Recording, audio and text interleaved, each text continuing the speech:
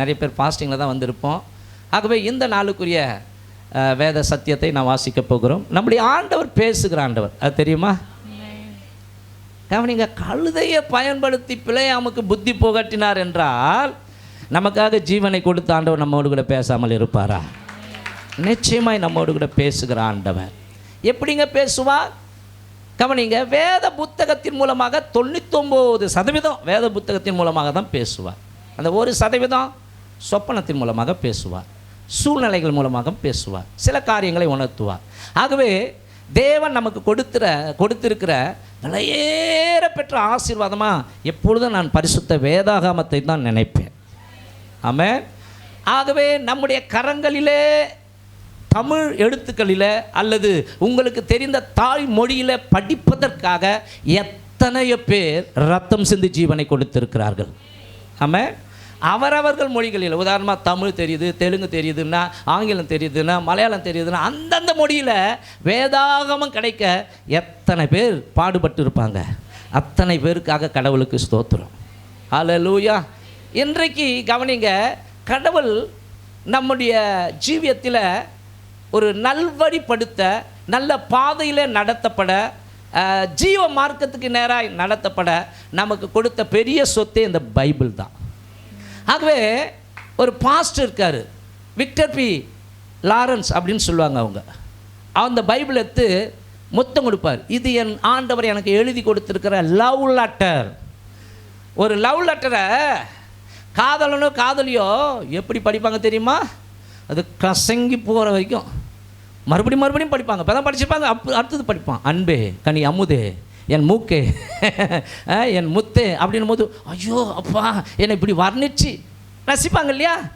அது மாதிரி தான் மணவாட்டிக்கு மணவாளன் எழுதி கொடுத்த அன்பின் மடல் இது.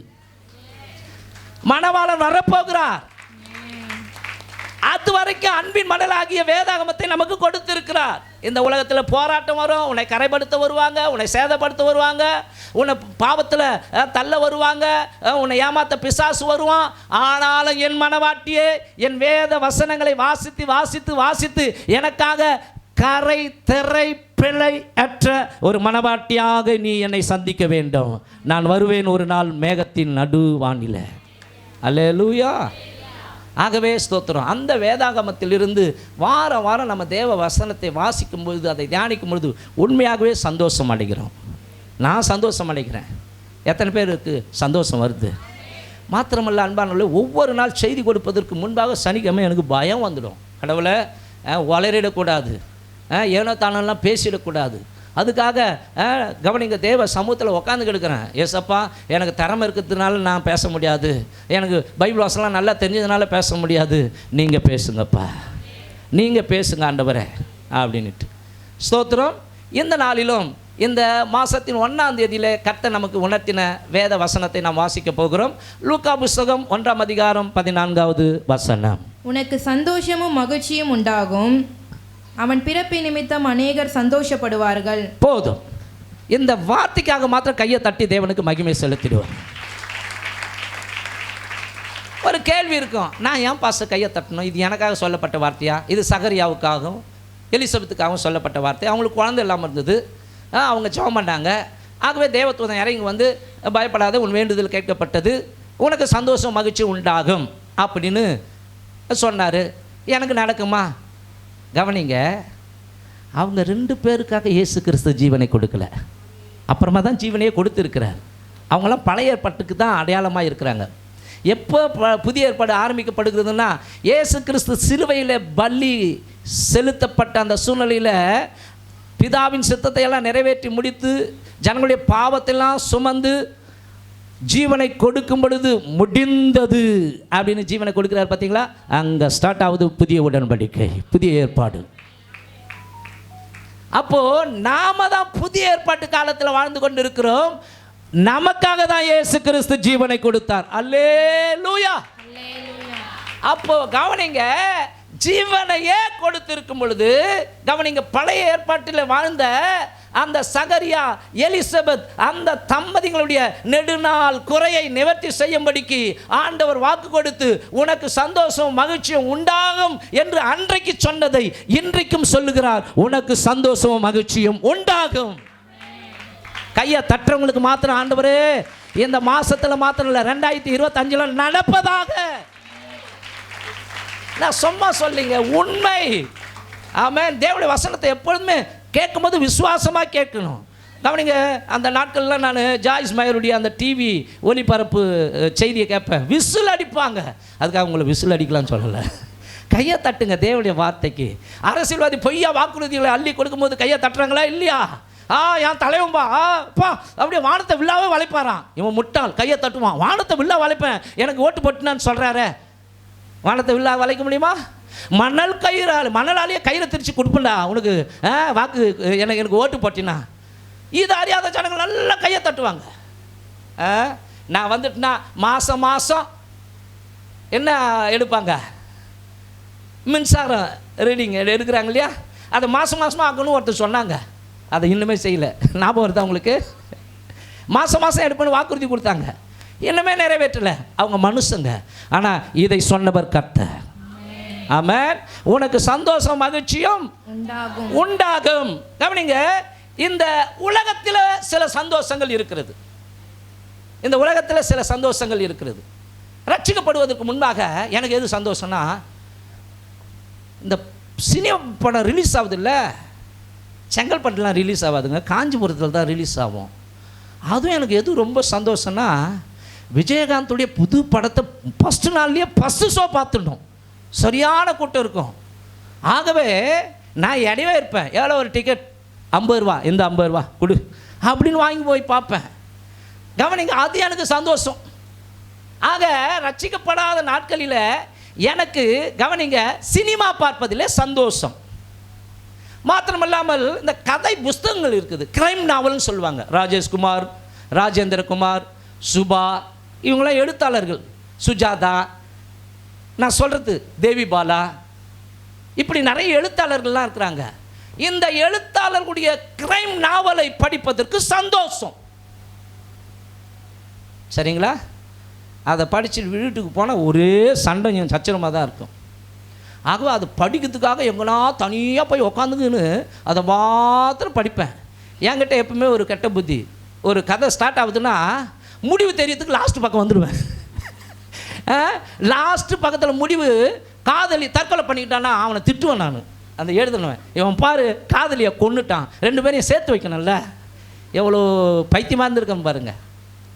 கவனிங்க, மாத்திரமல்ல இந்த சீட்டு ஒன்று கையில் வச்சுக்கின்னு ஆடுவாங்க தெரியுங்களா? அந்த சீட்டு ஆடுவதில் எனக்கு ரொம்ப சந்தோஷம். இன்றைக்கி லேடிஸ்லாம் கூட சீட்டு ஆடுறாங்க சில வீடுகளில் போய் பார்க்கும் பொழுது. கவனிங்க, அது மாத்திரமல்ல, எங்கள் அம்மா எங்கன்னா துட்டை வச்சாங்களா அன்றைக்கி சுட்டுடுவேன், எடுத்துடுவேன். காசை எடுத்துட்டுனா ரொம்ப சந்தோஷம். எல்லாருமே இன்றைக்கி கையில் 200 ரூபா கிடச்சிச்சு. நான் சொல்கிறது கவனிங்க, 1990 இவ்வளோ பணம், ஒரு 200 ரூபா கிடச்சா எவ்வளோ தெரியுமா? அந்த பணம் எல்லாரையும் கூட்டுக்குன்னு சில ஃப்ரெண்ட்ஸ் வட்டெல்லாம் இருக்குது, காஞ்சிபுரத்துக்கு கொண்டு போய் சினிமா பார்க்க வைப்பேன். அது சந்தோஷம். கவனிங்க, ஒரு நாள் எனக்கு ஹார்ட்டில் பிரச்சனை வந்து, அப்போ நான் சாக பொழைக்க கிடந்த சூழ்நிலையில் இயேசு என்னை வந்து தொட்டார். ஆமென். அப்புறம்தான் திரும்பி பார்த்தேன், சே இதெல்லாம் அநித்தியமான சந்தோஷம். அப்போ நீங்கள் சொல்லுங்கள், உலகத்தில் எதுங்க சந்தோஷம்? நீங்கள் நினைக்கலாம், நானும் நினைக்கலாம், நல்லா நிறைய பணம் வந்தால் சந்தோஷம் தானே. இப்போது 50,000 வாங்குறவங்களுக்கு திடீர்னு 1.5 லட்சம் ஏற்றிட்டா சந்தோஷம் தானே. ஆனால் அதுக்கேற்ற தேவைகள் வந்துடும். அந்த ஒரு 3-4 மாதம் 5 மாதத்துக்கு அப்புறம் ஐயோ 1.5 லட்சமே பத்தலையே அப்படின்னு சொல்லும்படிக்கு ஆகிடும். அவ்வளோ தேவைகள் இருக்குது. அப்போ பணம் அது மூலமாக ஒரு சந்தோஷம். சரி, ஒரு சவர நகை வாங்குகிறோம், சந்தோஷம் வருமா? வரும். எவ்வளோ நாளைக்கு அந்த சந்தோஷம் இருக்கும் கொஞ்சம் நினச்சி பாருங்கள். ஒரு 10 நாளைக்கு இருக்கும். அப்புறம் அந்த சந்தோஷம் இருக்குமா? இராது. கவனிங்க, இன்றைக்கி சந்தோஷத்துக்காக சில பேர் கஞ்சா குடிக்கிறான், சந்தோஷத்துக்காக சில பேர் சாராயம் குடிக்கிறான், சந்தோஷத்துக்காக சில பேர் கவனிங்க, ஒருத்தன் சொல்கிறான் ஆமாம் நான் சந்தோஷமாக இருக்கிறதுக்காக என்ன பண்ணுறேன், பொண்ணு கூட ஜாலியாக இருக்கிறேன். அந்த நேரம் தான் நீ சந்தோஷமாக இருக்க முடியும். அதெல்லாம் என்ன சந்தோஷம்? பாவத்தினால் வருகிற சந்தோஷம். அப்போ இந்த உலகத்தில் பாவத்தின் மூலமாய் வருகிற சந்தோஷம் இருக்கிறது, அது அநித்தியமான சந்தோஷம். யோபு சொல்லுகிறார், கவனிங்க, மாயக்காரனுடைய சந்தோஷம் ஒரு நிமிஷம் மாத்திரமே. இந்த பாவம் செய்வதனால, கவனிங்க, இந்த உலகத்தின் மூலமாய் வருகிற சந்தோஷத்தை இச்சிக்கிறோமே, இதெல்லாம் ஒரு நிமிஷம் மாத்திரம்தான் இருக்கும். உண்மையாகவே அதெல்லாம் ஒரு தெய்வீக சந்தோஷம் கிடையாது. ஆனால் கவனிங்க அன்பானவர்களே, இங்கே கர்த்தர் வாக்கு கொடுக்கிறார், என்னுடைய சந்தோஷத்தையே உங்களுக்கு வைத்துவிட்டு போகிறேன், என்னுடைய சந்தோஷத்தையே உங்களுக்கு கொடுக்கிறேன், அது நிறைவான சந்தோஷம். யோவான் 15:11 அப்படின்னு நினைக்கிறேன். யோவான் 15:11. யோவான் 15:11. என்னுடைய சந்தோஷம், அண்டர்லைன் பண்ணுங்க. இங்க சொல்றாரு, உனக்கு சந்தோஷம் மகிழ்ச்சி உண்டாகுன்னு சொன்ன ஆண்டவர் இங்க சொல்லுகிறார், என்னுடைய சந்தோஷம் உங்களில் நிலைத்திருக்கும் படிக்கும். அவர் கொடுக்கிற சந்தோஷம் நம்ம சாகிற வரைக்கும் நிலைத்திருக்கும். மாத்திரமல்ல, மறுமையில அது நித்திய சந்தோஷமாய் மாறும். நான் அவருடைய சந்தோஷம் நமக்குள்ள நிலைத்திருக்கும் படிக்கும். உங்கள் சந்தோஷம் நிறைவா இருக்கும் படிக்கும். உங்கள் சந்தோஷம் நிறைவா இருக்கும் படிக்கும். இவைகளை உங்களுக்கு சொன்னேன். இவைகளை உங்களுக்கு சொன்னேன். ஆமென். அப்போ கவனிங்க, நீங்க நினைக்கிற மாதிரி சந்தோஷம், அந்த சந்தோஷத்துக்காக நம்ம பல காரியங்கள், இது நடந்தா கொஞ்சம் கற்பனை பண்ணி பாருங்க. அது எல்லாம் நடந்துட்ட பிற்பாடு கடைசி வரைக்கும் அந்த சந்தோஷம் இருக்குது. ஒரு வீட்டை கட்டணும், கட்டி முடித்து உள்ளே போகிற வரைக்கும் சந்தோஷம்தான். படுக்கும்போது ஐயோ இதுக்கு இஎம்ஐ கட்டணுமே, அப்பா எத்தனை வருஷம் கடவுளே. ஆட்டோமேட்டிக்காக பணம் தருமா இல்லையா? ஒரு இடத்த வாங்குகிறோம், வாங்கிட்ட பிறகு சந்தோஷம் தான், அப்பா என் பேரில் ரிஜிஸ்டர் ஆயிடுச்சுடா, சந்தோஷம். ஆனால் கவனிங்க, அது கொஞ்ச நேரம் தான், கொஞ்ச நாளைக்கு தான். அப்புறம் ஐயோ அதை கட்டி முடிக்க மாட்டேனோ, என்னத்த அந்த இஎம்ஐயை ஒரு வேளை கட்ட முடியாமல் மறுபடியும் விற்க வேண்டி வந்ததுன்னா என்ன ஆகுறது? இப்படிலாம் உள்ளுக்குள்ளே புலம்புறமா, யோசிக்கிறோமா இல்லையா? எத்தனை பேர் ஒத்துக்கிறீங்க அதை? ஆமென். கவனிங்க, இது கவனிங்க, இந்த உலகம் கொடுக்கிற சந்தோஷம். ஆனால் கர்த்தர் சொல்லுகிறார், நான் உனக்கு கொடுக்கிற சந்தோஷமே இந்த உலகத்தின் எந்த சக்தியால அசைக்க முடியாது. அதை தான் சொல்றாரு, உனக்கு சந்தோஷம் மகிழ்ச்சியும் உண்டாகும்படிக்கு நான் செய்வேன். அங்கே சொல்றாரு, யோவான் ஸ்நானன் என்கிற பிள்ளை பிறப்பதின் நிமித்தமாய் அநேகர் சந்தோஷப்படுவார்கள். ஆனால் கவனிங்க, இந்த புதிய ஏற்பாட்டு காலத்தில் உனக்காக எனக்காக இயேசு கிறிஸ்து பிறந்திருக்கிறார். அல்லேலூயா. இதுவே சந்தோஷம். நீ வாழ நான் வாழ அவர் சிலுவையில் அகால மரணம் அடைந்திருக்கிறார். ஆமென்.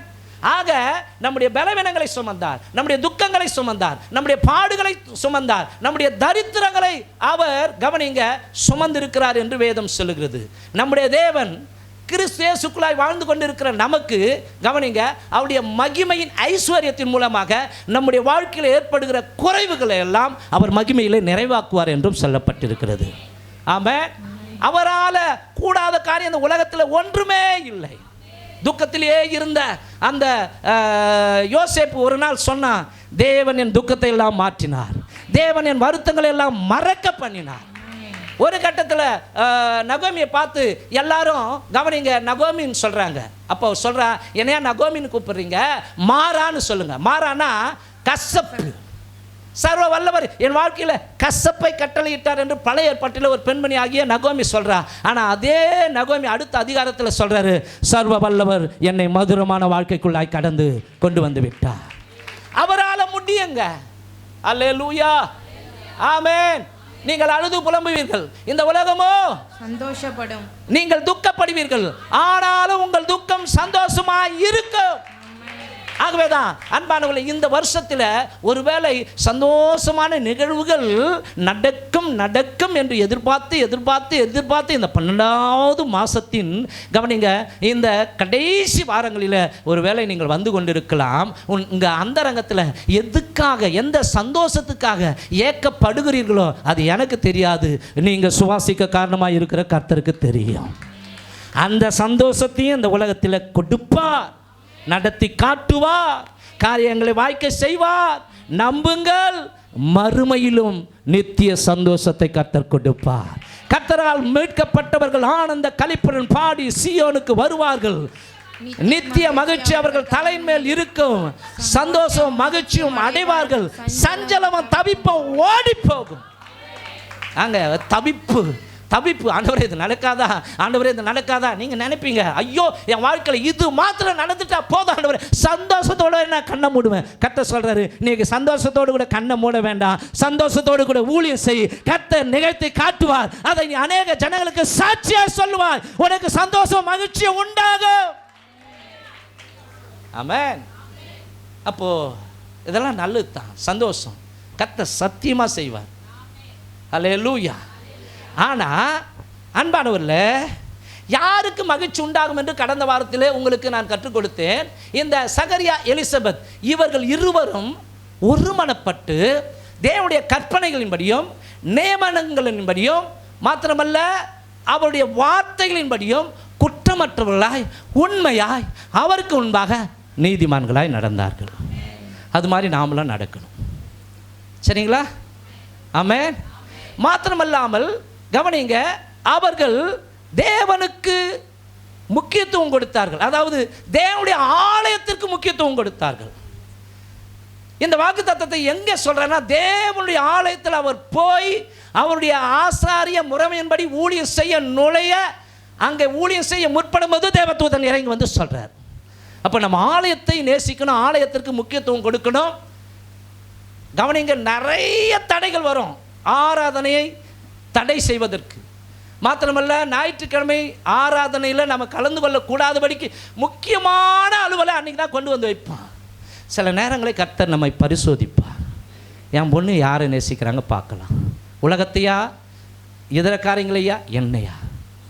கவனிங்க, நான் ஆண்டவரை நேசிக்கிறேன், ஆகவே நான் ஆலயத்துக்கு தான் முக்கியத்துவம் கொடுப்பேன். ரட்சிக்கப்படாதவனுக்கு இதுக்கு கவனிங்க தெரியாது, அவன் நமக்கு பேர் வைப்பான், இது லூஸு, இது பைத்தியம், ஓட்டி வச்சு நிறைய டபுள் மடங்கு காசு கொடுக்குறனாலும் எங்கே போகுது, ஆலயத்துக்கு போகுது. அவனுக்கு தெரியாது.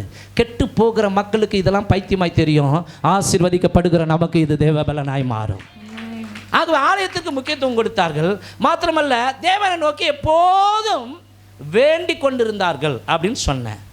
கவனிங்க அன்பானவர்களே, இந்த கால வேளையில் இன்னும் ஒரு சில காரியங்களை சொல்லி அடுத்த ஒரு சப்ஜெக்டுக்குள்ளாக, அடுத்த ஒரு தலைப்புக்குள்ளாக உங்களை நடத்தி செல்ல விரும்புகிறேன். கர்த்தரை தேடுபவர்களுக்கு கர்த்தர் சந்தோஷத்தை கொடுக்கிறார். 1 நாளாகமம் புஸ்தகம் 16ஆம் அதிகாரம் 10வது வசனம் அங்கே சொல்லப்பட்டிருக்கிறது. மாத்திரமல்லாமல் கர்த்தரை பாடுகிற பிள்ளைகளுக்கு அவர் சந்தோஷத்தை கொடுக்கிறார். 1 நாளாகமம் புஸ்தகம் 15-16. மாத்திரமல்லாமல் சாந்த குணம் உள்ளவர்களுக்கு கர்த்தர் சந்தோஷத்தை கொடுக்கிறார். சங்கீதம் 37:11. மாத்திரமல்லாமல் செம்மையான இருதயம் உள்ளவர்களுக்கு சந்தோஷத்தை கொடுக்கிறார். சங்கீதம் 97:11. குறிச்சிங்களா? குறிச்சிங்கன்னு சொல்கிறவங்க ஆமென் சொல்லுங்களா? ஓகே. இப்போது கவனிங்க, சந்தோஷம் தேவன் கொடுக்குற சந்தோஷம், தேவனுடைய சந்தோஷம் அப்படின்னு சொன்னேன் இல்லையா? எனக்கு சந்தோஷம் உண்டாகணும்னு சொன்னேன் இல்லையா? இப்படிலாம் நடந்தால் கர்த்தர் சந்தோஷம் கொடுப்பார், நம்முடைய வாழ்க்கையில் ஒரு நிறைவான சந்தோஷம் உண்டாகும். இப்போது இன்றைக்கு இந்த கால வேளையில் நாம் தியானிக்க போகிற இந்த செய்திக்கு, இந்த சிந்தனைக்கு, தேவ சிந்தனைக்கு ஒரு தலைப்பை வைக்க வேண்டும் என்றால் நாம் எவைகளுக்காக சந்தோஷப்பட வேண்டும்? அவர் அப்படி ஒரு கேள்வி எடுக்கணும் இல்லையா? எவைகளுக்காக? உலகத்தான் ஒரு மனுஷன், கவனிங்க, தப்பாக நினைக்காதீங்க, இப்படி பேசுகிறேன்னா மச்சான் அப்படின்னு சொல்லுவான். என்ன, அந்த பொண்ணை மணிக்கிட்டேன் நான் அப்படின்னு சொல்கிறாங்க. அதில் அவளை நீ சொன்னல, அவ்வளோ பெரிய விஷயமா சொன்னிய, அவளை மடிக்கிட்டேன், ஸ்தோத்திரம், அவளை ஏமாற்றிட்டேன், இதில் அவனுக்கு சந்தோஷம். ஆமென். பெரிய பெரிய கோடீஸ்வரனுடைய சந்தோஷம்லாம் குறிப்பிட்ட நம்பர் 1 நடிகையோடு கூட நான் சயனிச்சுட்டேன், அந்த நடிகையோடு கூட சந்தோஷமா இருந்தேன், இப்படிலாம் சொல்கிறாங்க. இப்படிலாம் உலகத்தில் அநியாயங்கள் நடக்குது, அருவருப்புகள் நடக்குது. ஹல்லேலூயா. ஆமாம், பேரழகியோடு கூட நான் இணைந்தேன், இதுக்கு கோடிக்கணக்கில் செலவு பண்ணாங்க. இதெல்லாம், இந்த சந்தோஷம்லாம் ஒரு நாளைக்கு உன்னை நித்திய நியாயத்திற்கு கொண்டு வரும். ஆமென். ஆனால் இந்த உலகத்தில் நீங்களும் நானும் வாழும் பொழுது கவனிங்க, எவைகளுக்காக சந்தோஷப்பட வேண்டும் என்றால், நம்பர் 1, தேவன் நமக்கு தந்த ரட்சிப்புக்காக சந்தோஷப்பட வேண்டும். தேவன் நமக்கு தந்த ரட்சிப்புக்காக சந்தோஷப்பட வேண்டும். 1 சாமுவேல் புஸ்தகம் 2ஆம் அதிகாரம் 1வது வசனம். அப்பொழுது அன்னாள் ஜெபம் பண்ணி என் இருதயம் கர்த்தருக்குள் களி கூறுகிறது, என் கொம்பு கர்த்தருக்குள் உயர்ந்திருக்கிறது, கர்த்தருக்குள் உயர்ந்திருக்கிறது. என் பகைஞரின் மேல் என் வாய் திறந்திருக்கிறது. என் பகைஞரின் மேல் என் வாய் திறந்திருக்கிறது. உம்முடைய ரட்சிப்பினாலே சந்தோஷப்படுகிறேன். அண்டர்லைன் பண்ணுங்க, முக்கியமான ஒரு குறிப்பு. உம்முடைய ரட்சிப்பினாலே சந்தோஷப்படுகிறேன். அன்பான தேவ ஜனமே கவனிங்கள். நாம் எங்கோ பிறந்தோம், எப்படியோ வளர்ந்தோம். ஆனால் இன்றைக்கு கர்த்தராகிய இயேசு கிறிஸ்து நாமத்தினாலே அவருடைய இரத்தத்தாலே கழுவப்பட்டு ரட்சிக்கப்பட்டு தேவனுடைய பிள்ளையாய் இருக்கிறோம். இது நமக்கு கிடைத்த மிகப்பெரிய பாக்கியம். எத்தனை பேர் ஆமென் சொல்ல முடியும்? கவனிங்க, உங்களை என்னையும் ஆண்டவர் உலக தோற்றத்திற்கு முன்பாக முன்குறித்திருக்கிறார். கவனிங்க, இந்த உலகத்தில் நம்பர் 1 பணக்காரனா இந்திய தேசத்தில் அம்பானி இருக்கிறார். சரிங்களா? உலக பணக்காரர்கள் எத்தனையோ பேர் இருக்கிறாங்க இந்த உலகத்தில். கவனிங்க, பயங்கரமாக படித்த மேதைகள் இருக்கிறாங்க, கல்விமான்கள் இருக்கிறாங்க. அவங்க கிட்டலாம் போய் இயேசுநாதரை பற்றி சொல்லு, அவங்க அலட்சியப்படுத்துவாங்க. அவங்களுக்கெல்லாம் ரட்சிப்பு கிடைக்கல. கவனிங்க, இந்த தேசத்தின் பிரதமராக இருக்கிறவர் ரட்சிக்கப்படவில்லை. ஆனால் உனக்கும் எனக்கும் கர்த்தர் ரட்சிப்பை கொடுத்திருக்கிறாரே, இது மாபெரும் சந்தோஷம். இங்க சொல்றாங்க, அண்ணால் உம்முடைய ரட்சிப்பினாலே சந்தோஷப்படுகிறேன். தாயின் கருவறையிலே உருவாக முன்பாகவே உங்க பெயர், கவனிங்க, மைதிலின்னு வச்சுங்க. அந்த மைதிலின்ற பெயரை உன் தாய் சொல்வதற்கு முன்பாகவே, உன் தகப்பன் சொல்வதற்கு முன்பாகவே, உன் தாய் மாமன் அழைப்பதற்கு முன்பாகவே, உன் அண்ணன் அழைப்பதற்கு முன்பாகவே இந்த தேவன் பெயர் சொல்லி மைதிலி என்று அழைத்திருக்கிறார். எத்தனை பேர் நான் சொல்றது புரியுதுங்க? தாயின் கர்ப்பத்திலே கவனிங்க, நீங்களும் நானும் உருவாவதற்கு முன்பாகவே பெயர் சொல்லி அழைத்திருக்கிறார். ஆகவே எனக்கு அன்பான தேவ ஜனங்களே, ரட்சிப்பு பெரிய ஒரு ஆசீர்வாதம். ரட்சிக்கப்பட்டவர்களுக்கு தேவன் சந்தோஷத்தை கொடுக்கிறார். கர்த்தரை தமக்கு தெய்வமாக கொண்ட ஜாதியும் அவர் தமக்கு சுதந்திரமாக தெரிந்து கொண்ட ஜனமும் பாக்கியம் உள்ளது என்று வேதம் சொல்லுகிறது. இந்த உலகத்தில் கவனிங்க, ஒரு மனுஷனுக்கு பல ஆயிரம் கோடி சொத்து இருக்கலாம், அதிகாரமிக்க பதவி இருக்கலாம், படைபலம் இருக்கலாம், கௌரவம் இருக்கலாம், அந்தஸ்து இருக்கலாம், அவன் தீர்க்காயுசுடையவனாக வாழலாம். இவைகள் எல்லாம் அந்த மனுஷனுக்கு சந்தோஷத்தை கொடுக்கிறதா இருந்தாலும் அது தற்காலிக சந்தோஷம், உலக சந்தோஷம். ஆனால் ரட்சிப்பு மாத்திரம் இல்லை என்றால் அந்த மனிதன் மரித்த அடுத்த வினாடி சொல்லனா வேதனைக்குள் பிரவேசிக்கிறான். ஆமென். அப்ப ரட்சிப்பை குறித்து நாம சந்தோஷப்பட்டு அதை மேன்மை பாராட்ட வேண்டும். ஒரு சவரன் நகையை உங்க வீட்டு சோபாவில் நீங்க தூக்கி போட்டு கவனிங்க வந்துடுவீங்க. நீங்க கதவை சாத்தி பூட்டிட்டு அப்புறம் பார்த்துக்கலான்னு வந்துடுவீங்க. ஐயோ, ஒரு சவரன் நகை வரவேற்பறையில் சோபாவில் வச்சுட்டு வந்துட்டேன், எனக்கு இது முக்கியம் இல்லை, நான் போய் என்ன பண்றேன்? உன் பொக்கிஷம் எங்கேயோ உன் இருதயம் அங்கே இருக்கும். என் பொக்கிஷம் தேவன் எனக்கு கொடுத்த விலையேறப்பட்ட ரட்சிப்பு. ஆமென். இதுக்காக எத்தனை பேருங்க வாழ்க்கையில் சந்தோஷப்பட்டு இருப்பீங்க? பைபிளில் நம்ம படிக்கிற மத்தேயு 16:26 வீட்டில் போய் படித்து பார்த்துங்க. மனுஷன் உலகம் முழுவதையும் ஆதாயப்படுத்தி கொண்டாலும் தன் ஜீவனை நஷ்டப்படுத்தினால் அவனுக்கு லாபம் என்ன? மனுஷன் தன் ஜீவனுக்கு ஈடாக எண்ணத்தை கொடுப்பான். ஆகவேதான் பவுல் சொல்லும் போது சொல்லுவார், எவ்வளவு பெரிதான ரட்சிப்பை குறித்து கவலையற்றவளா இருப்போமானால் வரும் தண்டனைக்கு எப்படி தப்பித்துக் கொள்ள முடியும்? ஆமென். ஹல்லேலூயா. அப்போ கவனிங்க, ஒவ்வொரு நாளும் அந்த ரட்சிப்பின் சந்தோஷத்தை நீங்க அனுபவிக்கும் போது தான் அடுத்த கட்டத்துக்கு நீங்க செல்ல முடியும். ஹல்லேலூயா. அப்போ இந்த ரட்சிப்பை யார் மூலமாய் நாம் பெற்றுக்கொள்கிறோம்?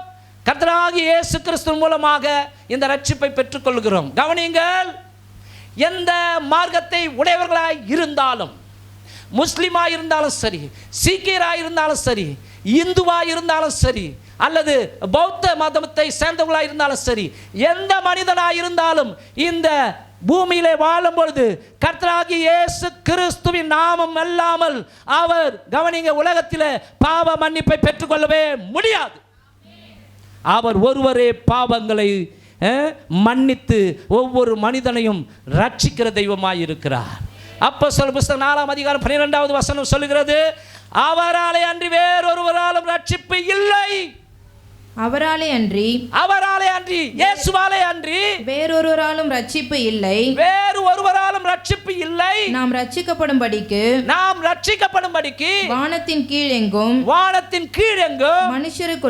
மனுஷருக்குள்ளே அவருடைய நாமமே அல்லாமல்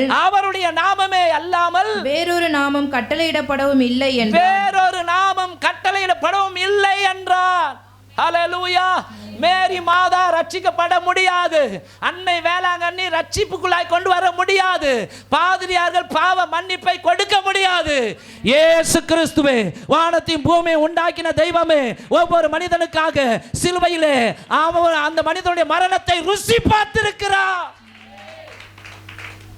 அதை ஒவ்வொரு மனுஷனும் அசட்டை செய்தால், அலட்சியப்படுத்தினால், அவர் சம்பாதித்து வைத்திருக்கிற வெளியேறப்பட்ட ரட்சிப்பை குறித்து அக்கறை இல்லாமல் போனால், உலகத்துக்காக உலக காரியங்களுக்காக சந்தோஷப்படுவானால் வரும் தண்டனைக்கு அவன் எப்படி தப்பித்துக் கொள்ள முடியும் என்று வேதம் சொல்லுகிறது. ஆகவே ரட்சிப்பை குறித்து மேன்மை பாராட்டுங்கள். ரட்சிப்பில் ஒவ்வொரு நாளும் சந்தோஷப்படுங்கள். நீங்கள் பெற்றிருக்கிற பொக்கிஷம், இந்த உலகத்தில் இருக்கிற அத்தனை தங்கத்தையும் ஒரு தராசில் வச்சாலும், இன்னொரு தராசில் ரட்சிப்பை வைத்தாலும், அந்த ரட்சிப்புக்கு அத்தனை உலகத்தின் தங்கமும் ஈடு இணையாகாது. ஆமென். இதுதான் சத்தியம், இதுதான் உண்மை. ஹல்லேலூயா. உலகத்தில் இருக்கிற அத்தனை தங்கத்தையும் கொடுத்துடுறாங்க, உலகத்தில் இருக்கிற அத்தனை விலை வந்த கார்களையும் கொடுத்துட்றாங்க, அவ்வளோ 1000 லட்சம் கோடியும் உங்ககிட்ட குத்துறாங்க. எவ்வளோ நாள் இங்கே வாழ முடியும்? சரி, தெய்வீக சுகத்தோடு கூட இருக்கிற, நல்லா இருக்கிற, ஆயுஷ் நாட்கள் 100 வருஷம். நீ நானும் செத்தா ரட்சிப்பு தான் கொண்டு போய் செலுத்தும். நீ நானும் செத்தா ரட்சிப்பு தான் பரலோகத்துக்குள்ள கொண்டு போய் சேர்க்கும். ஆமென். ஹல்லேலூயா. ஒரு பரிசுத்தவான் பாடினாரு, மாணிக்கத்தேரோடு காணிக்கை வந்தாலும் உமக்கது ஈடாகுமா? உலகமே நின்றாலும் உறவுகள் நின்றாலும் உமக்கது ஈடாகுமா? உம் நாமம் சொல்ல சொல்ல என் உள்ளம், உம் அன்பை பாட பாட என் உள்ளம் மகிழுதையா. அப்ப ரட்சிப்பினாலே சந்தோஷப்படுத்துகிறார். அப்ப இந்த ரட்சிப்பு என்பது என்னன்னா, பாவ வாழ்க்கையிலிருந்து மனம் திரும்புவது. பாவ வாழ்க்கையிலிருந்து மனம் திரும்புவது, அதாவது பாவத்திற்கு மரித்து நீதிக்காக வாழுவது. உதாரணமா, அன்பானவர்களே கவனியுங்கள், நான் வில்லியம்பாக்கம் பஸ் நிலையத்துக்கு போகிறேன். நான் போக வேண்டிய இடம் செங்கல்பட்டு. ஆனால் திடீர்னு ஒரு பஸ் வருது, ஏறிடுறேன். இப்போ பழையசீரம் வரைக்கும் போகுது. அப்புறம் என் கிட்ட கண்டக்டர் வராரு, டிக்கெட் சார், செங்கல்பட்டுக்கு ஒரு டிக்கெட் கொடுங்க. செங்கல்பட்டா? இது காஞ்சிபுரம் போகுது. சொல்லுவாரா சொல்ல மாட்டாரா? உடனே நான் என்ன பண்ணோம், பதட்டப்பட்டு நிறுத்துங்க, தப்பாக ஏறிட்டேன். ஆகவே இறங்கி செங்கல்பட்டை நோக்கி போகிற பஸ்ஸை தேர்ந்தெடுத்து அதில் ஏறி செங்கல்பட்டுக்கு போகணும். இதுதான் சரியான வழி. எத்தனை பேர் ஆமென் சொல்கிறீங்க? என் அப்பா கும்பிட்டான், என் தாத்தா கும்பிட்டான், அவங்க கும்பிட்டான். ஆகவே நானே இதை கும்பிட்றேன். முன்னோர்கள் தவறான விதங்களிலே அவர்கள் மார்க்கங்களை சத்துருவின் வஞ்சகத்தினால வழி தவறி போயிருந்தார்கள். ஆனால் இன்றைக்கு இயேசு கிறிஸ்து இந்த பூமிக்கு வந்தார். ஆமென். ரட்சிப்பை கொடுத்து இருக்கிறார். சிலுவையில் ரத்தத்தை சிந்தி ஜீவனை கொடுத்திருக்கிறார். ஏன்னா கவனிங்க, ஒன்றும் இல்லை, யாராவது நெருப்பில் போய் கை வைக்க முடியும்? ரட்சிப்பின் மேன்மையை நெருப்பில் கை வைங்க, தெரியும். அப்போது உயிரே போகிற மாதிரி இருக்கு இல்லையா? அப்போது இயேசு கிறிஸ்து இல்லைன்னா ஒவ்வொரு மனிதனுக்கும் கவனிங்க பாதாளம் காத்திருக்கிறது. ஆகவே அன்பானவர்களே, உங்கள் அந்தரங்க வாழ்க்கை ரொம்ப ரொம்ப முக்கியம். வெளியரங்கமான கிறிஸ்துவர்களாக சும்மா வெளியரங்கமான சின்ன சின்ன பாவத்திலிருந்து நான் விடுதலை பெற்றுக்கொண்டேன், நான் இயேசுக்காக வாழ்கிறேன், இந்த டயலாக் வேண்டாம். உங்கள் அந்தரங்கத்தை கர்த்தர் பார்த்து கொண்டிருக்கிறார். உன் தேவனாகிய கர்த்தர் உன்னை ரட்சிக்கும், உன் சத்துருக்களை உனக்கு ஒப்பு கொடுக்கும், உன் பாளையத்தில் உலாவி கொண்டிருக்கிறார். ஆகையால் உன்னிடத்தில் அசூசியான காரியத்தை கண்டு உன்னை விட்டு போய்விடாதபடிக்கு உன் பாளையம் சுத்தமாய் இருக்க கடவது. அப்ப ரட்சிப்பு என்பது பாவ வாழ்க்கையிலிருந்து விடுதலையாகி இயேசு தருகிற அந்த பாவ மன்னிப்பை பெற்றுக்கொண்டு மனம் திரும்பி ஜீவனுள்ள தேவனுக்காக வாழுகிற வாழ்க்கையே சந்தோஷமான வாழ்க்கை. உதாரணமாக நீங்கள் பைபிளில் பார்த்தீங்கன்னா, பாவியாகிய ஸ்திரீ மரண விளிம்பில் இருக்கிறார்கள். ஒரு பக்கம் ஆக்கினை தீர்ப்பு கொடுப்பதற்காக கல்லை எடுத்து அடிப்பதற்கு ரெடியாக இருக்கிறார்கள். கவனிங்க, இந்த சூழ்நிலையில் ஆண்டவர் சொல்லுகிறார், ஸ்திரியே போ, இனி பாவம் செய்யாதே. அவன் மனம் திரும்பினா, ஜென்மத்துக்கும் பாவம் செய்யலை. அது ரட்சிப்பினால் வருகிற சந்தோஷம். குள்ளனாயிருந்த சக்கேயு இயேசு எப்படிப்பட்டவரோ என்று பார்க்க வகை தேடினான். அவன் பணக்காரனாயிருந்தான், அவன் ஆயக்காரன், வட்டிக்கு விடுறவன். ஆனாலும் இயேசுவை பார்க்க ஓடுகிறான். ஜனங்கள் ஏறாலும் பார்க்க முடியல. காரணம், அவன் குள்ளனாயிருந்தான். ஆகவே முயற்சியை கைவிடவில்லை. பக்கத்தில் இருக்கிற ஒரு காட்டத்தி மரத்தில் ஏறுகிறான். இப்போ கவனிங்க, தலைமுடி மாத்திரம் தெரியுது. அடுத்த கிளையில கால் வச்சு ஏறுறான். நெத்தி தெரியுது. அடுத்த கிளையில கால் வச்சு ஏறுறான். கவனிங்க, இப்பொழுது கண்கள் வரைக்கும் தெரியுது. அடுத்த கிளை இயேசு தெரிகிறார். அவன் பார்த்த உடனே இயேசு அண்ணாந்து பார்த்து, இயேசு சொல்லுகிறார், சக்கேயுவே இறங்கி வா, இன்றைக்கு நான் உன் வீட்டிலே வந்து தங்க வேண்டும். அவர் வீட்டுக்குள்ளே வந்தோடனே அவனுக்கு ரட்சிப்பு வந்தோடனே எவ்வளோ சந்தோஷம். எத்தனை பேர் இந்த சந்தோஷத்தை அனுபவிச்சிருக்கிறீங்க? கவனிங்க, சீட்டு ஆடும்போது கிடைக்காத சந்தோஷம், கதை புஸ்தகங்கள் படிக்கும்போது கிடைக்காத சந்தோஷம், அதெல்லாம் அற்புதமான சந்தோஷம். சினிமா பார்க்கும்போது கிடைக்காத சந்தோஷம், அதெல்லாம் அற்பமான சந்தோஷம். அந்த சந்தோஷங்களை விட எப்போ நான் பாவத்துக்காக வருந்தி, இயேசுவே என்னை மன்னியும், இனி வாழுகிற வாழ்க்கை உமக்காக தான் என்று சொல்லி அழுது ஒப்பு கொடுத்து இயேசுவை ஏற்றுக்கொண்டு அவரோடு கூட உடன்படிக்கை செய்து ஞானஸ்நானம் எடுத்து எழுந்தேனோ, அன்றைக்கு தேவனிடத்திலிருந்து வருகிற அந்த விலையேறப்பட்ட ரட்சிப்பின் சந்தோஷம் எனக்குள்ளே உண்டானது. ஆமென், ஹல்லேலூயா. அப்போ அந்த ரட்சிப்பின் சந்தோஷத்தில் நீங்களும் நானும் களி கூற வேண்டும் என்று பைபிள் சொல்லுகிறது. ஆமென். இப்படி ஒரு பிள்ளை உண்மையாக எங்கள் மனம் திரும்பும் பொழுது எங்கெல்லாம் சந்தோஷம் உண்டாகுது தெரியுமா? பரலோகத்தில் கூட சந்தோஷம் உண்டாகுது. ஆமென். ரெஃபரன்ஸை குறிச்சிங்க. லூக்கா புஸ்தகம் 15ஆம் அதிகாரத்தில் சொல்லப்பட்டிருக்கிறது. கவனிங்க, அங்கே பரலோகத்தில் தேவ தூதர்கள் மத்தியிலும் சந்தோஷம் உண்டாகிறது. பரலோகமே சந்தோஷப்படுகிறது. நாம் வாழுகிற மனம் திரும்பின வாழ்க்கைக்காக கவனிங்க, ஹெவன் கவர்மெண்ட்டே சந்தோஷப்படுகிறதா. அல்லேலூயா. அப்பனா நீ மனம் திரும்பி அந்த ரங்கத்தில் கூட மனம் திரும்பின ஒரு வாழ்க்கை வாழும் பொழுது பரலோகத்தையே கலிகூற வைக்கிறாய். பரலோகத்தையே கலிகூற வைக்கிறாய் என்பது உண்மையானால் உனக்கு சந்தோஷம் மகிழ்ச்சி இந்த உலகத்தில் கர்த்தர் கொடுக்க மாட்டாரா? ஆமென், ஹல்லேலூயா. அப்போ ஸ்தோத்திரம். நமக்காக இயேசு கிறிஸ்து சிலுவையிலே சம்பாதித்து வைத்திருக்கிற அந்த கிரியை, அந்த காரியங்களை நாம் விசுவாசித்து பாவ வாழ்க்கையிலிருந்து விடுதலை பெறுவதே ரட்சிப்பு. இந்த ரட்சிப்பு இலவசம். இந்த ரட்சிப்பு இலவசம். இந்த ரட்சிப்பை எப்படி பெற்றுக்கொள்ள முடியும்? பைபிள் சொல்கிறது, கிருபையினாலே விசுவாசத்தை கொண்டு ரட்சிக்கப்பட்டு இருக்கிறோம். இது உங்களால் உண்டானதல்ல, இது தேவனுடைய ஈவு.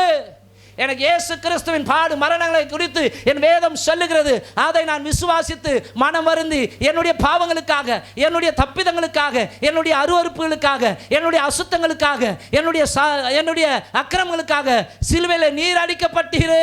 ஆண்டவரே என்னை மன்னியும். இன்று முதல் எனக்குள்ளே வந்து நீர் வாசம் செய்யும். நீர் என்னை நடத்தும். இனி நான் அல்ல, நீரே பிழைத்திருக்கிறீர். இனி வாழ போகிற வாழ்க்கை உமக்கான வாழ்க்கை.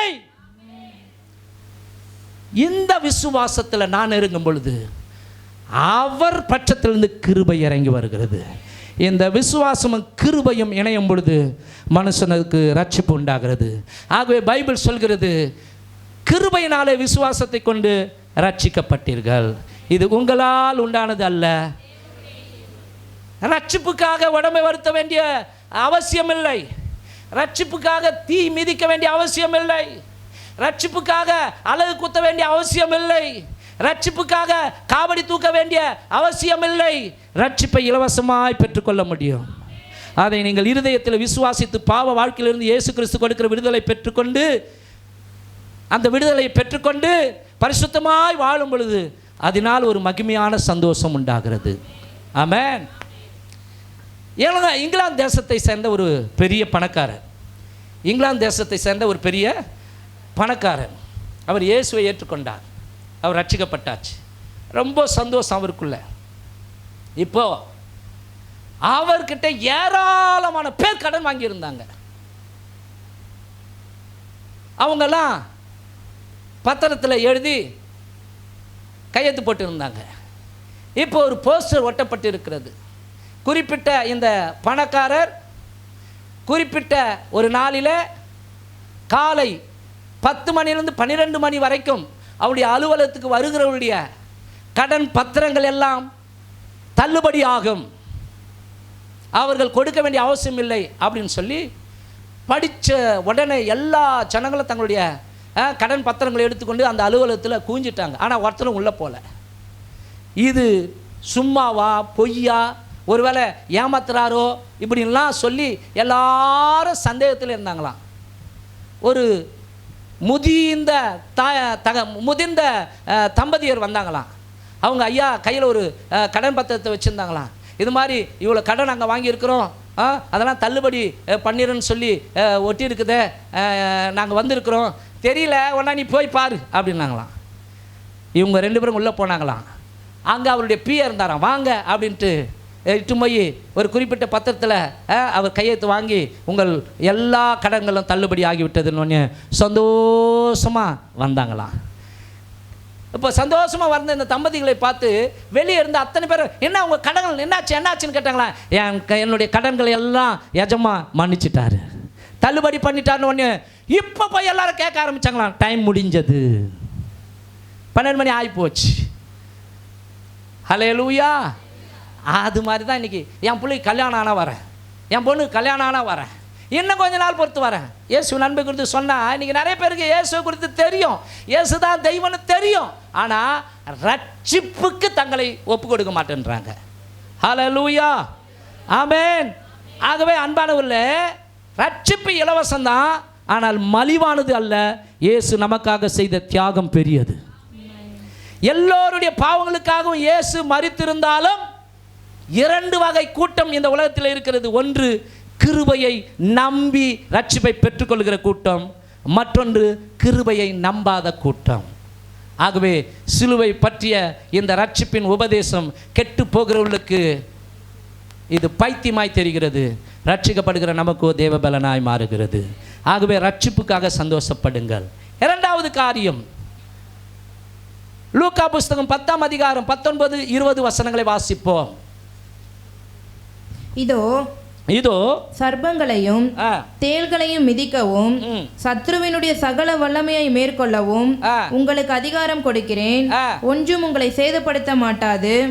ஆகிலும் கவனிக்கணும், ஆகிலும் ஆவிகள் உங்களுக்கு கீழ்ப்படுகிறதற்காக நீங்கள் சந்தோஷப்படாமல் உங்கள் நாமங்கள் பரலோகத்தில் எழுதியிருக்கிறதற்காக சந்தோஷப்படுங்கள். இதை அண்டர்லைன் பண்ணுங்க. நாம் எவைகளுக்காக அடுத்தது சந்தோஷப்பட வேண்டும்? உங்கள் பெயர் பரலோகத்தில் எழுதி இருப்பதற்காக சந்தோஷப்படுங்கள். அல்லேலூயாவே வரல பாருங்க. அதே ரேஷன் கார்டில் இல்லைன்னா ரேஷன் கார்டில் ஐயோ என் பேர் ரேஷன் கார்டில் விட்டு போச்சு, அவங்ககிட்ட போய் சண்டை போடுறது. ஓட்டு லிஸ்ட்டில் பேர் இல்லைன்னா ஐயோ 2000 போயிடும், அதுக்கு போய் சண்டை போடுறது. கவனிங்க அன்பானவர்களே, நாம் வாழுகிற இந்திய தேசத்தில், தமிழ்நாட்டில் கவனிங்க, நம்மை மத்திய அரசாங்கமும் மாநில அரசாங்கமும் ஆட்சி செய்து கொண்டிருக்கிறது. நம்முடைய தேசத்தின் அரசாங்க விதிகளை நாம் பின்பற்ற வேண்டும். நம்முடைய பெயர்கள் எல்லாம் கெசட்டில் பதிவு செய்யப்பட்டிருக்கிறது. தெரியுமா உங்களுக்கு? ரேஷன் கார்டுகளிலே நம்முடைய பெயர் பதிவு செய்யப்பட்டிருக்கிறது. ஆதார் கார்டில் நம்முடைய பெயர், கண் ரேகை, கை ரேகை பதிவு செய்யப்பட்டிருக்கிறது. இவைகள் எல்லாம் பதிவு செய்யப்பட்டு இருந்தால்தான் நாம் இந்த தேசத்தின் குடியுரிமை பெற்றவர்கள். எத்தனை பேர் ஆமென் சொல்றீங்க? அதுபோல பரலோகத்திலும் தேவனுடைய ராஜ்யத்தில் சில புஸ்தகங்கள் இருக்கிறது. அதற்கு பெயர் தேவனுடைய புஸ்தகங்கள். ஒன்று நாம் உண்டாக்கப்பட்ட விதத்தை குறித்து எழுதியிருக்கிற புஸ்தகம். சங்கீதம் 139:15-16 குறிச்சிங்க. அடுத்தது ஞாபகார்த்த புஸ்தகம். ஞாபக புஸ்தகம் அப்படின்னு சொல்லப்பட்டிருக்கிறது. மல்கியா 3:16. 3வது ஜீவ புஸ்தகம். இதை வாசிக்கலாமா?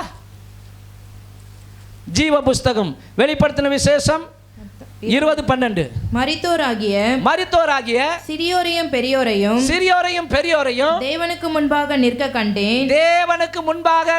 கண்டேன். அப்பொழுது புஸ்தகங்கள் திறக்கப்பட்டன. பாருங்க, பன்மையில சொல்லப்படுகிறது. அப்பொழுது புஸ்தகங்கள் திறக்கப்பட்டன. ஜீவ புஸ்தகம் என்னும், கவனிக்கணும், ஜீவ புஸ்தகம் என்னும் வேறொரு புஸ்தகமும் திறக்கப்பட்டது. வேறொரு புஸ்தகமும் திறக்கப்பட்டது. அப்பொழுது அந்த புஸ்தகங்களில் எழுதப்பட்டவைகளின்படியே மரித்தோர் தங்கள் தங்கள் கிரியைகளுக்கு தக்கதாக நியாயத்தீர்ப்படைந்தார்கள். ஆமென், அல்லேலூயா. இந்த ஜீவ புஸ்தகத்தில் கவனிங்க, யாருடைய பெயர் எழுதப்பட்டிருக்கிறதோ அவர்கள் நித்திய ஜீவனை பெற்றுக்கொள்வார்கள். இந்த ஜீவ புஸ்தகத்தில் பெயர் எழுதப்படாதவர்களால் காணப்படுகிற எவர்களோ அவர்கள் அதற்கேற்ற பலனை பெற்றுக்கொள்வார்கள், நித்திய ஆக்கினை. ஆகவேதான் அன்பானவர்களே, என் நாமத்தை மனுஷன் முன்பாக அறிக்கை செய்கிறவனை என் பிதாவின் முன்பாக அறிக்கை செய்வேன். என் நாமத்தை மறுதலித்தால் பிதாவுக்கு முன்பாக நானும் மறுதலிப்பேன். எனக்காக வைராக்கியமாய் பிரித்தெடுக்கப்பட்ட வாழ்க்கை, ரட்சிக்கப்பட்ட வாழ்க்கை, முடிவு பரியந்த வாழுகிற வாழ்க்கை வாழாத பிள்ளைகளுடைய பெயர்களை ஜீவ புஸ்தகத்திலிருந்து கிறுக்கி போடுவேன். இருக்குதா இல்லையாங்க? இருக்குதா அந்த வசனம்?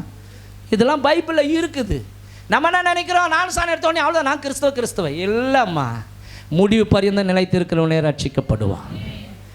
தேவனுடைய பார்வைக்கு மறைவான சிருஷ்டி இந்த உலகத்தில் யாருமே கிடையாது. எல்லாரும் அவருடைய கண்களுக்கு முன்பாக நிர்வாணமாயும் வெளியரங்கமாயும் காணப்படுகிறோம். நாம் அவர் ஒருவருக்கே கணக்கு கொடுக்க வேண்டும். அவர் ஒருவருக்கே நாம் கணக்கு கொடுக்க வேண்டும். ஆமென். அடுத்தது நியாயப்பிரமாண புஸ்தகம்னு ஒன்று இருக்குது. அதுதான் இந்த பரிசுத்த வேதாகமம். ஆமென். அப்போது ரேஷன் கார்டில் பேர் இல்லைன்னா ரேஷன் கார்டில் போய் சண்டை போடுறோம் இல்லையா? ஆதார் கார்டு இல்லைன்னா உடனே போய் வாங்குறோம் இல்லையா? அதெல்லாம் இன்றைக்கி அவசியமாக இருக்குது இல்லையா? ஒன்றும் இல்லைங்க. நீங்கள் அமெரிக்க தேசத்துக்கு போகணுன்னு ஆசைப்பட்றீங்க. அங்கே போகணுன்னு ஆசைப்பட்டால் அந்த அமெரிக்க தேசத்தின் தூதரகத்துக்கு முன்பாக சென்னையில் இருக்கும் போய் நீங்கள் என்ன வாங்கணும்னா விசா வாங்கணும். நீங்கள் எங்கள் தேசத்துக்கு வரலான்னு அனுமதி கொடுத்தா தான் நம்ம போக முடியும்.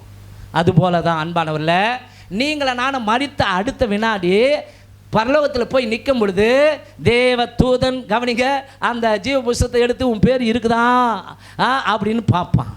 பார்த்துக்கினே ஒரு வந்து பேர் இல்லைன்னா அடுத்த வினாடி அசுத்த ஆவிகள் வந்து என்ன பண்ணோம், கொண்டு போய் பாதாளத்தில் போடும்.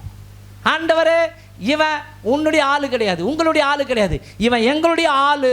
ஆகவே தான் ஐஸ்வர்யம் லாசரு கதையை நம்ம பார்க்குறோம் இல்லையா? அந்த ஓமையை நம்ம படிக்கிறோம் இல்லையா? அங்கே அக்கினி ஜுவாலையில் அந்த ஐஸ்வர்யம் வேதனைப்பட்டானா. ஆமென், ஹல்லேலூயா. அவனோ ஆபிரகாமின் சந்தோஷத்தில் பரலோகத்தில், அதாவது பாரடைஸ் என்று சொல்லப்படுகிற அந்த இடத்துல ஆபிரகாம் மடியில் தேற்றப்பட்டான், சந்தோஷத்தை அனுபவித்தான். அல்லேலூயா. ஆகவே கவனிங்க, இந்த உலக சந்தோஷத்திற்காக, இந்த அனித்தியமான சந்தோஷத்திற்காக நித்திய சந்தோஷத்தை இழந்து விடாதீர்கள். ஏடா கூடமா நான் எப்படி வேணாலும் வாழுவேன், அதை கேட்க நீ யார்? இந்த பைபிள் என்ன சொல்லுகுதோ அதன்படி நடங்க. ஆமாம். இங்கே சீசர்களை அனுப்புகிறாரு, பேயெல்லாம் துரத்திட்டு வராங்க. துரத்திட்டு வந்த பிறகு ஆண்டவரே பேயெல்லாம் ஓடுது. டேய் நில்றா, பேய் ஓடுறதுக்காக சந்தோஷப்படாத, உன் பேர் பரலோகத்தில் ஜீவ புஸ்தகத்தில் எழுதியிருக்கிறது, அதுக்காக சந்தோஷப்படு. ஆமாம். அப்போ அது கிறுக்கி போடப்படும். அப்போ கிறுக்கி போடப்படக்கூடாது என்றால் நம்முடைய வாழுகிற வாழ்க்கையை பொறுத்து தான், நம்ம வாழுகிற வாழ்க்கையை பொறுத்து தான். ஆகவே ஜீவ புஸ்தகத்தில், அதாவது பரலோகத்தில் உங்களுடைய நாமங்கள் எழுதப்பட்டிருக்கிறதே, அதற்காக சந்தோஷப்படுங்கள். மூன்றாவது ஒரு காரியம், 3 யோவான் புஸ்தகம் 1ஆம் அதிகாரம் 1வது வசனத்திலிருந்து 4வது வசனம் வரைக்கும் வாசிப்போம்.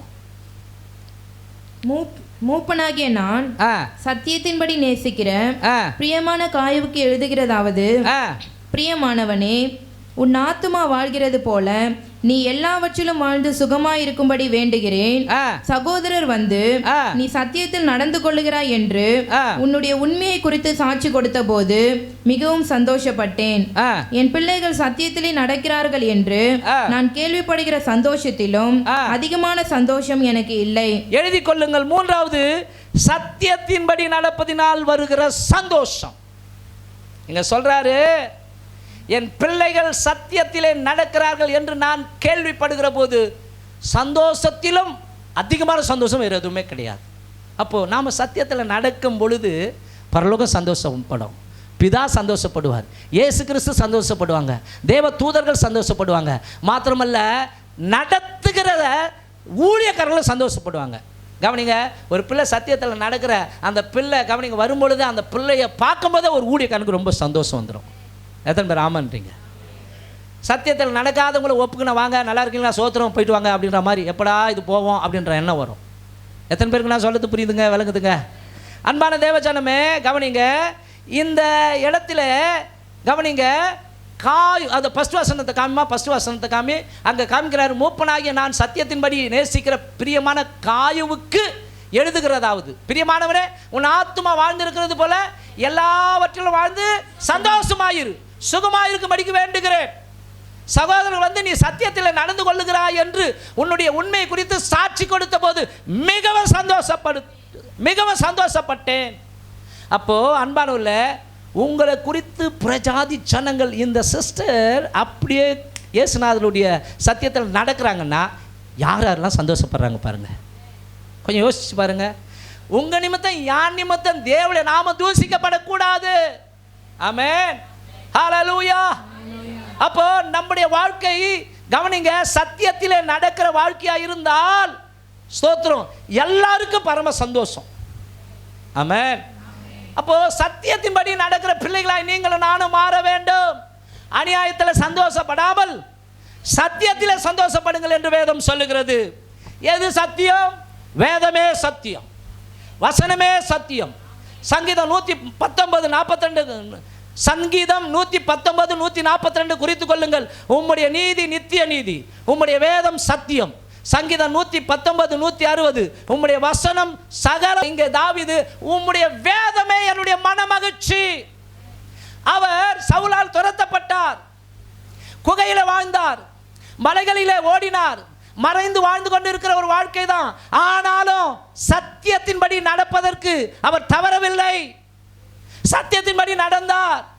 ஆகவே தான் சொல்றாரு, ஆண்டவரே உம்முடைய வேதம் மாத்திரம் எனக்கு இல்லாமல் போயிருக்குமானால் நான் துக்கத்திலே செத்து போயிருப்பேன். உம்முடைய வேதமே என்னுடைய மனமகிழ்ச்சி, உம்முடைய வேதம் என் மனமகிழ்ச்சியாக இராதிருந்தால் என் துக்கத்தில் அழிந்து போயிருப்பேன் என்று சொல்லி சங்கீதம் 119:92 அங்கே எழுதி வைத்திருக்கிறார். வேதத்தின்படி நடக்கிற, சத்தியத்தின்படி நடக்கிற உத்தம மார்க்கத்தார் பாக்கியவான்கள். சத்தியத்தில் நடப்பது என்பது என்னங்க? ஏங்க சத்தியத்தில் நடப்பது, சத்தியத்தில் நடப்பதுன்னு சொல்றீங்களே, அம்மா சத்தியமா, அப்பா சத்தியமா, அப்படி சொல்லிட்டு போயிட்டோமா? அப்படி இல்லைம்மா, வேதமே சத்தியம். இந்த வேத வசனம் நமக்கு என்ன எல்லாம் போதித்ததோ அதன்படி நாம் நடக்கணும்.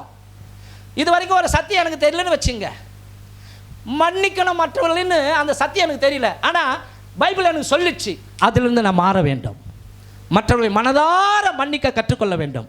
அப்படி மன்னிச்சாதான் நான் சத்தியத்தில் நடக்கிறேன். எத்தனை பேர் ஆமான்னு ஒத்துக்கிறீங்க?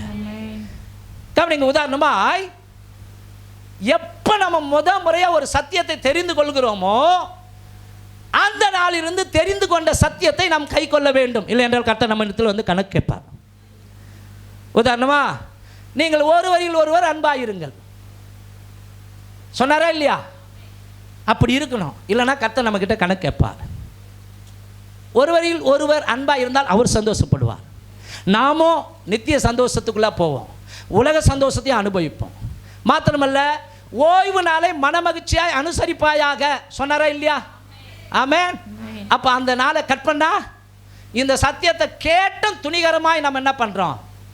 அலட்சியப்படுத்துகிறோம். பைபிள் சொல்கிறது, என்னை கனம் பண்ணுகிறவனை நான் கனம் பண்ணுவேன், என்னை அசட்டை செய்கிறவர்கள் கனவீனம் அடைவார்கள், பொய் சொல்லாதிருப்பாயாக. இது ஒரு சத்தியம்.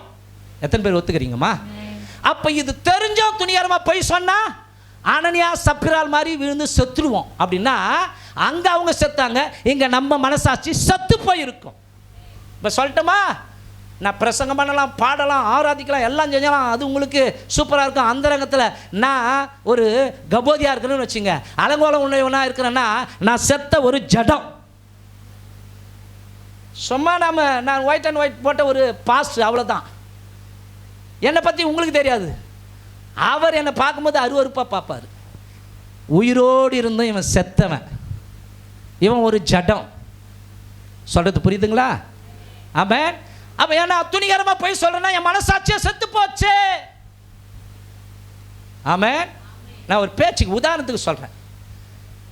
ஒரு பொண்ணை அழைத்து கொண்டு நான் போகிறேன், நெருக்கமாக இருக்கிறேன்.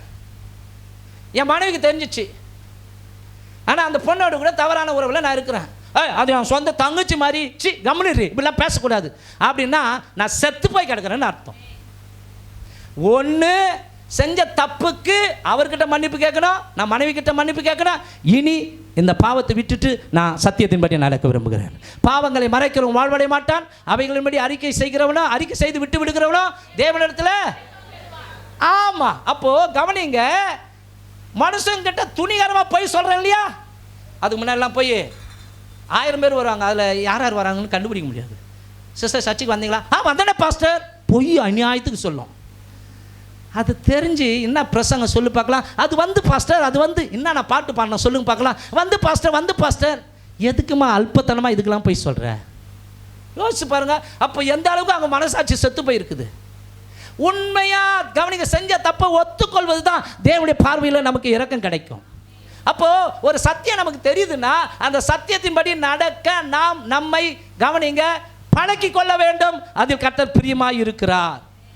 களவு செய்யாதிருப்பாயாக அப்படின்னா திருடாதே. வந்துக்கினே இருக்குது, பக்கத்தில் வாழைத்தப்பு, பழவாழை கொலை தொங்குது, எவனும் பார்க்கல, வெட்டி எடுத்துன்னு போகுது.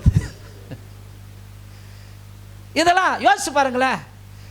மாங்காய் இருக்குது, யாரும் பார்க்கல. இந்த ஊழியத்துக்கு போனால் ஜனங்க ஊழியம் செய்யாமல் யார் வீட்டில் முருங்கைக்காய் நல்லா தொங்குது, யார் வீட்டில் மாங்காய் நிறைய காய்ச்சி தொங்குது, யார் வீட்டில் பூசணிக்காய் இருக்குது, யார் வீட்டில் சொர்க்காய் இருக்குது. இப்படியா? இதெல்லாம் மற்றவங்க பார்த்தா அல்பத்தனன்னு சொல்ல மாட்டாங்க? யோசிச்சு பாருங்க. நம்முடைய நோக்கம் எல்லாம் அவருக்காக இருக்க வேண்டும், அவருக்காக ஓட வேண்டும். ஹல்லேலூயா, ஆமென். அப்போ கவனிங்க, களவு செய்யாது இருப்பாயாக அப்படின்னா கவனிங்க, ஒரு பேச்சுக்கு சொல்கிறேன். ஒருத்தர் புஸ்தகத்தை கூட, ஆவிக்குரிய புஸ்தகத்தை வாங்கிட்டீங்கன்னா அப்படியே உங்கள் வீட்டு அலமாரியில் வச்சுக்க கூடாது. ஞாபகம் வந்தால் உடனே எடுத்து போய் கொடுத்துடணும். சாரி பிரதர், வாங்கி 6 மாதம் ஆச்சு. ஏன் நான் ஒரு உருவாக்க சக்தி யார் வாங்கினீங்க? வீட்டில் தேடி எடுக்கிறேன், கிடைக்கவே மாட்டேங்குது. என் மனைவியே கேட்குறா, எங்கேப்பா அது? எங்கள் 2 வச்சுருந்தா 2ம் காணும். யாருக்கு கொடுத்தனே எனக்கு தெரியல சுவிச்சு. அதை ஆனால் யாருக்கோ கொடுத்துருக்குறேன். சோத்திரம். இதுக்கு நான் சொல்ல வரல, பொதுவாக ஒரு உதாரணத்துக்கு சொல்ல வரேன்.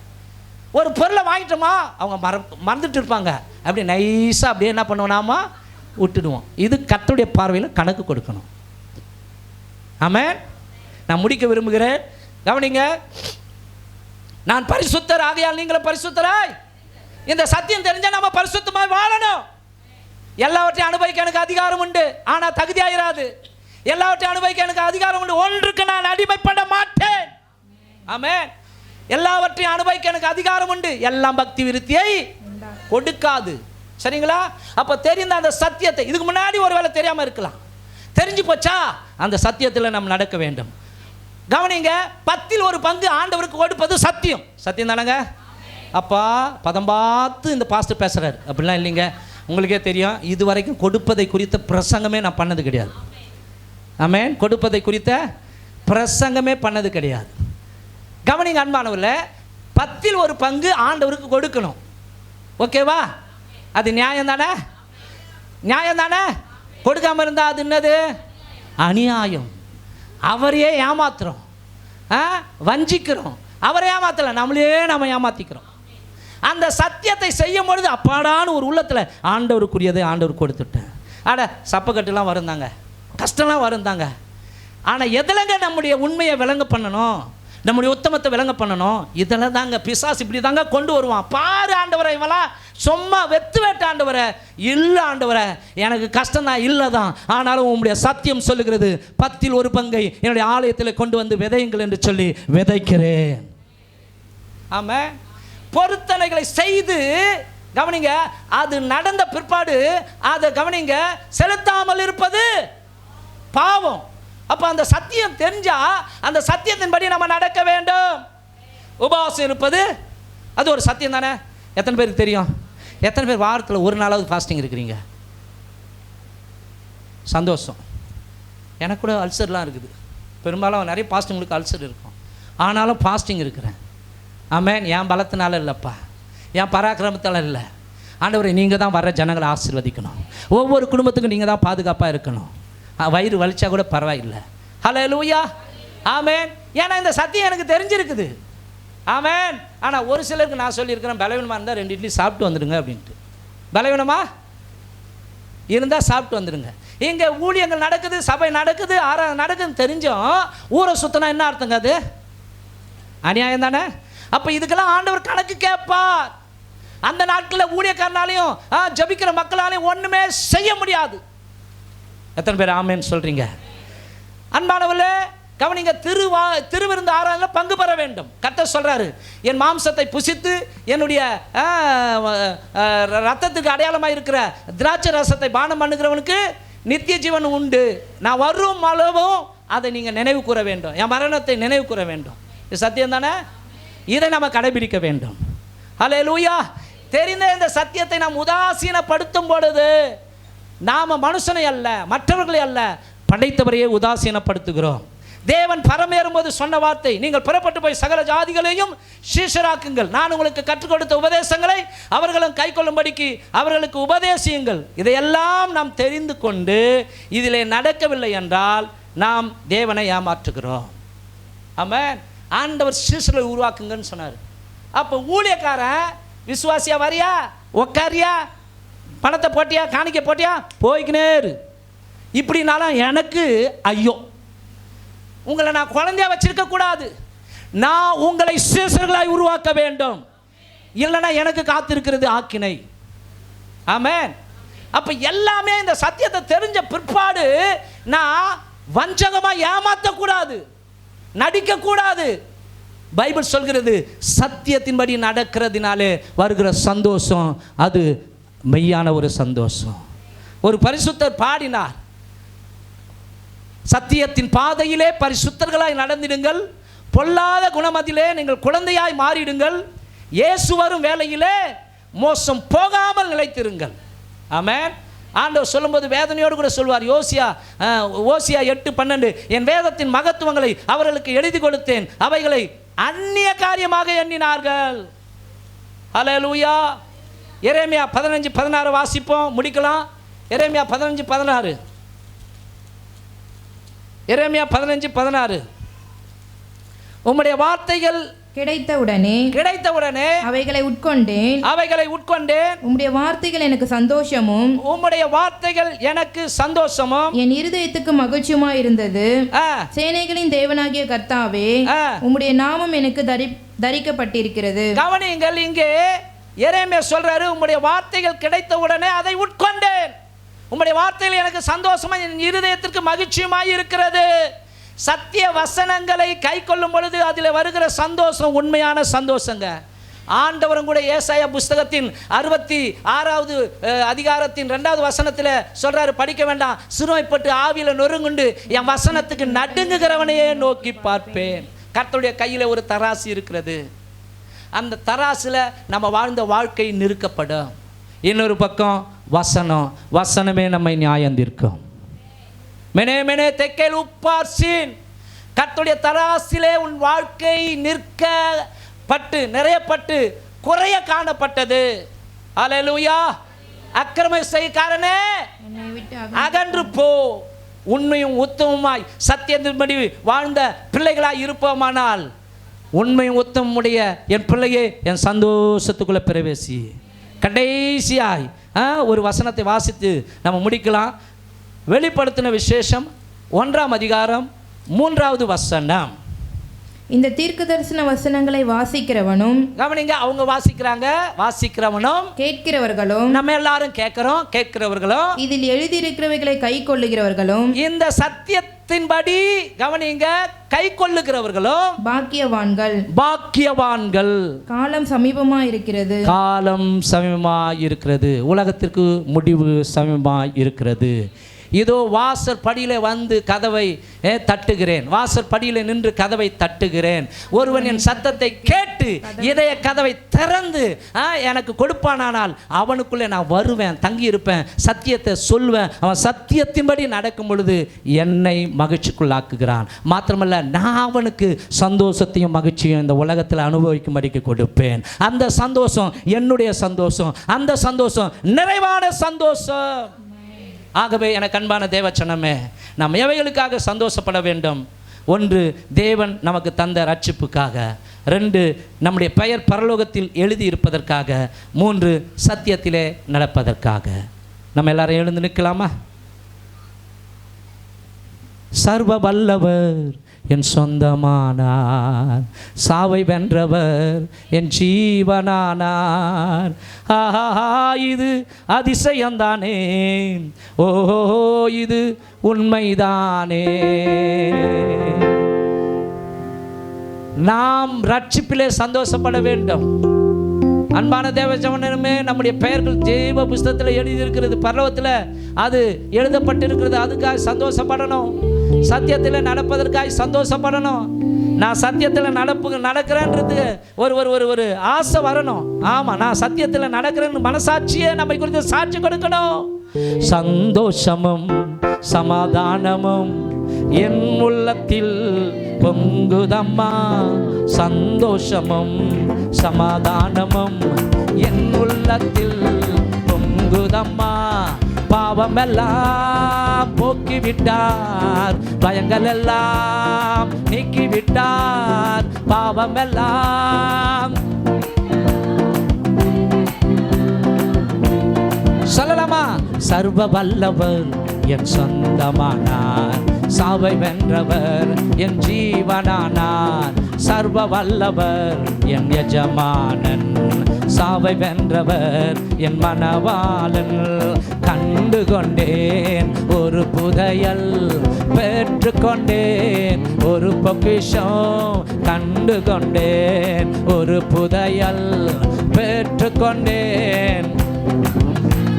இயேசுதா என் ரட்சகர், இயேசுதா என் ராஜா, இயேசுதா என் ரட்சகர், இயேசுதா என் ராஜா. சர்வ வல்லவர் என் சொந்தமானார், சாவை வென்றவர் என் ஜீவனானார். சர்வ வல்லவர் என் எஜமானன், சாவை வென்றவர் என் மனவாளன்.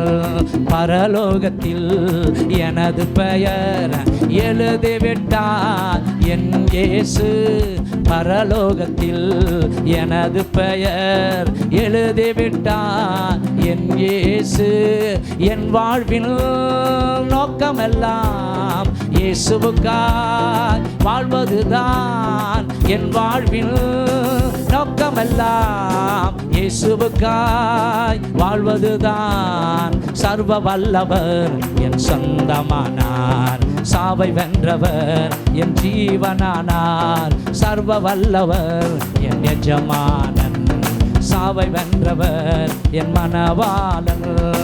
ஊரெல்லாம் சொல்லிடுவேன், உலகமெங்கும் பறைசாற்றுவேன். ஊரெல்லாம் சொல்லிடுவேன், உலகமெங்கும் பறைசாற்றுவேன். ஜீவிக்கின்றார் என் இயேசு, சீக்கிரமாய் வந்திடுவார். ஜீவிக்கிறார் என் இயேசு, சீக்கிரமாய் வந்திடுவார்.